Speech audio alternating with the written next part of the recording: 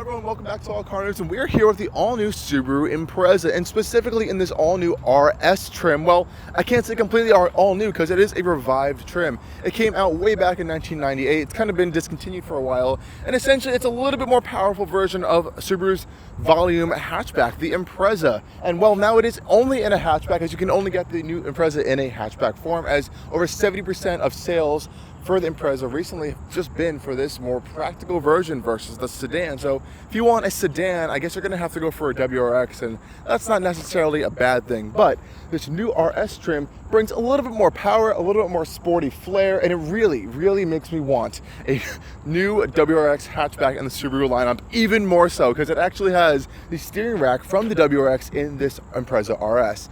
Nonetheless, I'm going to show you guys what it's been like to live with this thing over the past week and how it kind of fits into a very competitive kind of volume hatchback market right now with really good cars such as like a Mazda 3 hatchback, for example. Anyways, let's dive in and check out this all-new Impreza RS. Now, the real highlight of this RS version is that Subaru's actually given it a different engine. So all regular Subaru Imprezas come with a 2-liter horizontally opposed, aka flat 4-cylinder engine. The RS one opts out the 2-liter for a 2.5-liter that's found in the Crosstrek Sport, as well as in the Forester, and it's making around 182-ish horsepower and a little bit more torque than that 2-liter. And now, honestly, it may not be the most amount of power, or around like the 150 horsepower range that the 2-liter makes, but I have to say, on daily applications and use, that little bit of extra power and that little bit of extra displacement really does make a difference when you're driving around on a daily basis. You don't feel like the engine is strained as much. You do feel like you have a little bit more of room to play with when you're going up on a highway, if you're kind of passing someone or trying to get up to cruising speed. So honestly, I think this is a really good option. I'm really happy that Subaru has increased the power on the regular Impreza, because I think it really needed it, as it's kind of been sitting around that 150 horsepower range for the past, like, I don't know, 15 years at this point. So big props to Subaru for doing that. And you know, checking out under this engine bay, we had Subarus in my family for my entire life, so I'm very familiar with this layout, and honestly, it has not changed too much from what Subaru has been doing literally for the past 20 years at this point. So a lot of things are in very similar spaces. So you have your oil filter right here, your engine oil fill cap right there. You also have your dipstick on this left-hand side, coolant over here, windshield wiper fluid, and this has literally been the same from, like, we have a 2013 Subaru Crosstrek, and everything's really generally in the same spot. Obviously, new generations of engines and stuff, but generally Subaru's kept a lot of stuff in the same spot. I think that's pretty good in terms of repairability and accessibility. A lot of plastic under here, but there's no engine covers or anything really taking up space. And Subaru does longitudinal engines, which is really cool. So it's longitudinally mounted, meaning that the exit shaft of the engine's going straight out to the rear wheels or into the transmission, and it kind of distributes power to the front wheels as well, which is pretty cool. So really nice low placement of that boxer engine to help improve your low center of gravity. It's going to help improve handling, though it is placed pretty far in front of the strut towers. That is a big Subaru thing. That's also part of their kind of crash safety structure of how they design their vehicles as well. Audi actually pretty much does this as well with their MLB Evo layout. Anyways, a little bit of some Subaru nerding out stuff there. Honestly, it's a pretty good powertrain. It's a decent amount of power, and we'll get to more of that more on the driving experience. But this is a quick look of the engine bay of the Impreza RS. Okay guys, here we are with the 2024 Subaru Impreza RS.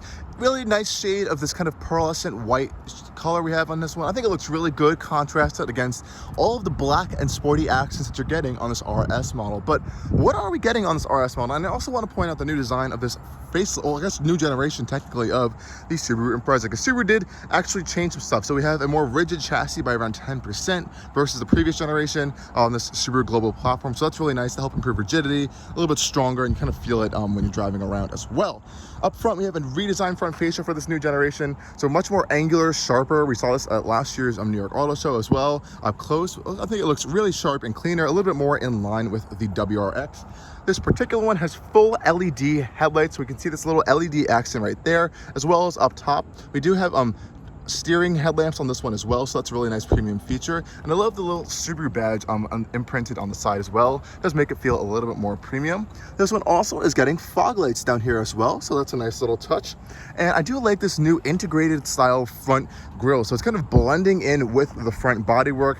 I think that looks really nice, and I'm really happy that Subaru did not throw on any sort of fake vents on this thing. So everything you see is pretty much functional and real, and I do like the blacked out trim and accents you're getting on this particular RS model. So you can see up front we have a little bit of a blacked out accent on where your headlight or your fog lights are right here. You have this blacked out accent on your grille, so it's not just black plastic, it's actually almost like looks like a painted black as well, so it's not super cheap looking, which I think is a nice touch. We're also getting these exclusive wheels here for the RS trim. So these are 18-inch black wheels. They do look like they're similar in style to the new WRX's wheels as well, and I think they look really sporty. I really do like that. Over here we also have that same black finish on the mirror caps as well, with your integrated side repeaters and LEDs.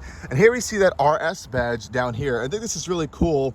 On the RS badge you kind of have these two little pistons on the side to kind of indicate, you know, it's a horizontally opposed engine. And you see the little RS logo there with the red accent on it. I think it looks kind of nice. You know, it's not a like super high performance vehicle whatsoever, but it's a nice touch for this little bit of a sportier trim of the Impreza. We have these kind of like three-dimensionally shaped rear taillights that again kind of blend in with the bodywork. I'm not the biggest fan of their looks, but I think they work well with this car.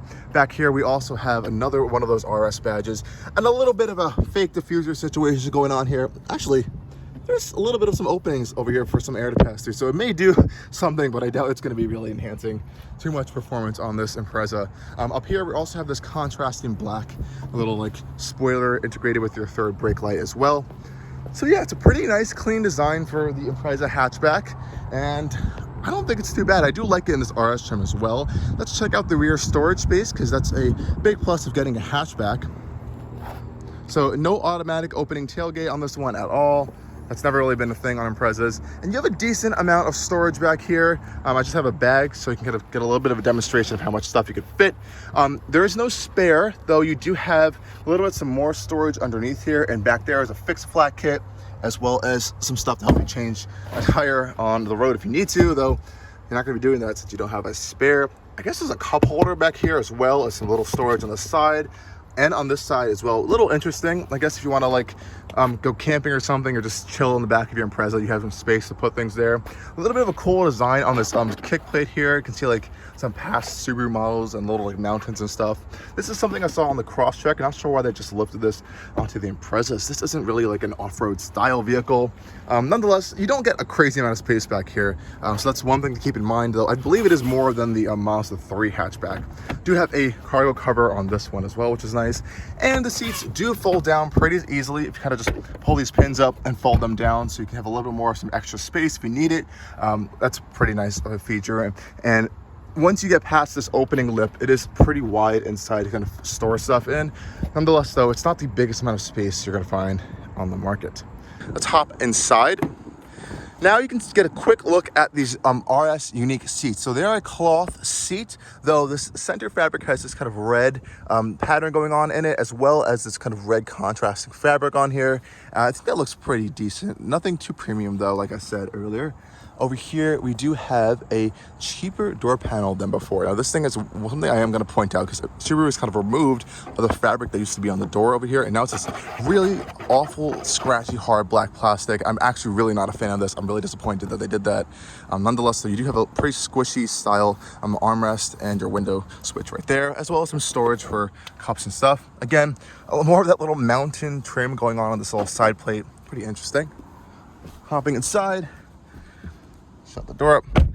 Nice and solid thunk from this Subaru Global platform. Like I said, it's a great platform, actually. Very rigid, very strong, very sturdy. Just Subaru's not doing the best on their interiors, though, I do have to say. Here we go, right here. 2 cup holders in this little center armrest, which is nice that we actually do have that. And that means in this center console down here, we're getting charging ports instead. So we have a USB-C and a USB-A outlet. No air vents back here, which honestly I do think we should have at least something maybe on the side or at least in the center console. That's a little bit of a sad one. And we also don't have storage on both rear seats. We only have it on the passenger side, so the driver's seat does not have any storage whatsoever. It's a little bit of a disappointment as well. And generally Subarus have very good visibility, and that's no exception on this Impreza, though these little side quarter windows are a little tiny. You are actually well able to see them when you're turning around from the driver's perspective, so that's not bad. Back here though, it's not the biggest space, though Subaru always has this magic where you will always have enough legroom and space to move around in the back of their cars. I don't know how they do it, but it always ends up working out pretty well. So that's a nice, really welcome feature. And this is my driving position on the driver's side. I'm gonna hop over there, and as you can still see, I can fit behind myself, though it is definitely not super spacious back here. You can definitely fit 3 people back here, but I don't think they're going to be comfortable, especially with this little well, I wouldn't say little, but this is a pretty big lip in this center floor area, and that's because you have your drive axle going straight back to the rear wheels to power those. So this is symmetrical all-wheel drive in all Subarus, of course, except for the BRZ. Get a little bit of a quick tour of that front end, and yeah, that's pretty much it with this rear space. We do have this little sunroof up front, but obviously that's not going to extend all the way to the back, so it's a little bit dark back here. And I will say though, compared to a Mazda 3 hatchback, it's definitely bigger inside. That thing is a tiny little cramped environment, even though I think it's really more driver focused of a vehicle. This one's definitely going to be a little bit more spacious for passengers as well as drivers in here versus the Mazda 3 hatchback. Nonetheless, it's still a tinier vehicle, so keep that in mind if you're looking at one of these. Let's go hop up front now. Like I said before, we have keyless access. We do have heated mirrors on this one as well, and you also have a blind spot monitoring little sensor on the mirror as well. Hopping inside. Again, same treatment going on the door panels, except up here we got that cloth that Subaru used to do on all 4 door panels, but now it's exclusive to the driver and passenger up front. This Impreza RS one is giving you these aluminum pedals down here, which is nice. And you do get an RS branded floor mat down here, which again looks really cool with that logo. I do like that. And these seats, again, the same treatment we saw out back, though they're a little bit more supportive than the previous generation Impreza. I wouldn't call them like super bolstered, so it's something you're going to want something that's a little bit more supportive. You're going to want to go for the WRX sedan, and that will definitely get you more bolstering on the seats. Or push button start, sorry, but it does have auto stop start as well, which is actually really intrusive in this car. And this is Subaru's newest generation cockpit that we've pretty much seen on all of their new vehicles. And I have to say, it may look new and high-tech, but it's not my favorite whatsoever. This new 11.6-inch touchscreen is very slow, and I would call it last-generation technology. I really wish they would improve this. It's very cluttered, and a lot of stuff going on here. So this is your main menu right here. You can kind of swipe through them. You have auto vehicle hold, auto brake hold, if you're familiar with that. Quick access to turn on and off your auto stop start, which is actually, I really always turn it off in this car because it's super intrusive, very rough when the engine starts and stops. It's very kind of like an interrupted behavior. I'm not the biggest fan of it. You do have this separate screen up here, so you have your water temp, oil temp, and a kind of accelerator percentage, throttle percentage. That's pretty cool. Again, it's a little slow. Weather data. Yeah, that's about it. You can have your time up there if you need to change it, temperature outside. And you have your climate controls, which are unfortunately buried within the infotainment system. So you have to dig through these really slow and laggy menus to kind of change any of your climate settings. You do have an auto function, yes, and you can change your temperature quickly with these buttons, so you don't have to dig through that, but it's still a little annoying, and I wish this was a better designed interface, if I'm going to be completely honest. Though I will say, this little side piece is incredibly annoying for my knee. It's so in the way, and I wish this was like a betterly designed kind of cutout here. It's really uncomfortable, and it's not anything padded. It's like this hard plastic, so that's kind of upsetting. For me personally. Here we do have a shifter for our automatic CVT gearbox over here, so that's the only option. No manual, no regular automatics. You only have Subaru's lineartronic continuously available transmission on this one. You do have electronic parking brake and a little bit of a blank switch there. You do have a leather wrapped steering wheel though, with some bolstering on it, as well as some red contrast stitching for this RS model. And I'm not the biggest fan of the controls on the steering wheel. I think there's a lot of buttons and stuff going on over here, though you can get used to it quickly, I think, over time. Over here you have all of your infotainment settings over here, and you can control this little center multifunction display, backup camera obviously as well. Isn't the most high definition thing. It's kind of tiny in this little top display. We do have trajectory though, and no parking sensors, which is interesting. I think that's a little bit of a mistake as well. So like I said, you're not getting the most premium amount of features in this Impreza RS, and considering this is the top spec version, you really can't get anything else higher than that. So that's one thing to keep in mind. If you do want some of those more premium features, you're probably going to want to go with a competitor, and that goes up as well as up here. This really awful feeling visor.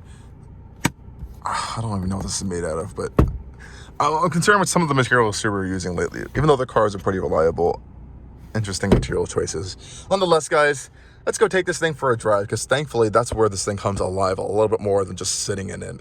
Now, this one does have a sport and intelligent drive mode, so you can put into sport and just intelligent mode. And honestly, I've been driving a lot of Subarus over the years, and this is actually a fantastic system that Subaru has really improved over the years. And yes, it's just the sport system, like, oh, it can't be that crazy. But I remember driving early ones, and it was really, really touchy and stuff on the throttle pedal in the older generations of the sport mode, and I think they've really improved it now over time.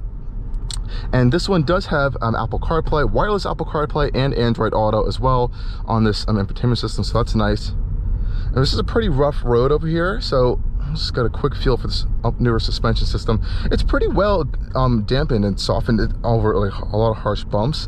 Big kudos to Subaru kind of working on that, and that's also in part to this upgraded Subaru global platform we have here as well, which has really been kind of strengthened over the years. And this newer generation is actually, I believe, 10% stiffer than it was previously, so that's pretty nice. And I think that's a lot of learnings they've gotten from the new WRX platform as well. And this steering rack is actually from the WRX. We have a nice leather wrap steering wheel here with some red stitching around it, and it is crazy sharp, actually. As you can just see right here, it is like razor sharp. A lot of like super good and feedback and feel from it, but the quickness and sharpness from it is really, really impressive. And like I said, it just makes me want to have a new Subaru WRX hatchback, even more so. And they're just so close to doing it. All it needs is the turbocharged engine, throw in the super performance transmission, the CVT, maybe give it a manual, who knows. I think they would have a huge seller on their hands if they did that. Though, that's not in Subaru's cards right now, so unfortunately we're not gonna have that. Nonetheless, pretty good with the driving dynamics actually, so I'm impressed that Subaru's really fine-tuned this over the years. Very, very sharp, like I said, with that steering, and it's very well tuned, the chassis. You always feel very nicely planted on the road, which is fantastic. This person doesn't have their blinker on, and that's just a huge thanks to that Subaru global platform as well. Really nice stuff that Subaru's been doing that over the years. Check out some acceleration. You can see higher in the rev range. It does shift like a real automatic would, so it doesn't sit there and drone like your typical continuously variable transmission. And I think, and I'm gonna say this in a relative sense of terms, Subaru has my favorite continuously variable transmission out of any manufacturer. They've really fine-tuned this thing to the point where it just generally feels like an automatic now, and if you didn't know what a CVT was, you would never know in this car. It's that well tuned, and I think it's that good. Now, I will say, even though Subaru has improved their NVH, their noise, vibration, and harshness levels in this newer generation platform, they've even put some like sound insulation on the engine to kind of reduce some boxer sounds, which I honestly think is a little bit disappointing. I like the boxer sounds, but I guess not everyone likes that. And you still have a lot of noise coming in. So Subarus are known for their great visibility around you, huge windows, a lot of glass, but that glass is not kind of any kind of acoustic laminated or like dampened or quiet glass. So there's a lot of road noise and wind noise you could definitely hear on this cabin, which I guess you can get used to. This Harman Kardon optional audio system actually is not that bad. So that's a good way of canceling it out a little bit. Otherwise, you know, maybe something you need to deal with. A little bit of a test for some handling. Here, do have paddle shifters,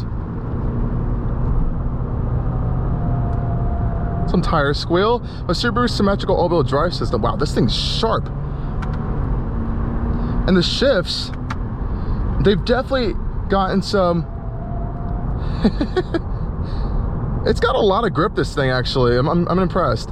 And they've definitely taken some learnings from their Subaru Performance transmission on this car, which is the high performance version of Subaru's continuous variable transmission, the WRX, because this thing's quick. When you kind of put it in those pre-selected gear ratios when you're using the paddle shifters, it upshifts and downshifts pretty quickly, which is kind of cool. And it actually gives you some physical feedback too. Like, it almost feels like you're actually shifting a gear, even though there aren't gears. You're just changing the ratio of that band in this continuously variable transmission, which is pretty cool. Nonetheless though, like I said, this is a wonderful just commuter car. It's nothing of a high performance vehicle, and the whole RS badge was never meant to actually be kind of a high performance vehicle. When it came out back in 1998, that car only had like 165-ish horsepower. It wasn't anything crazy, and even that was like a little minor change. So I think they've actually stayed true to that power increase and that just like that general sporty enhancement over the regular Impreza, and not making it an all-out WRX, for example.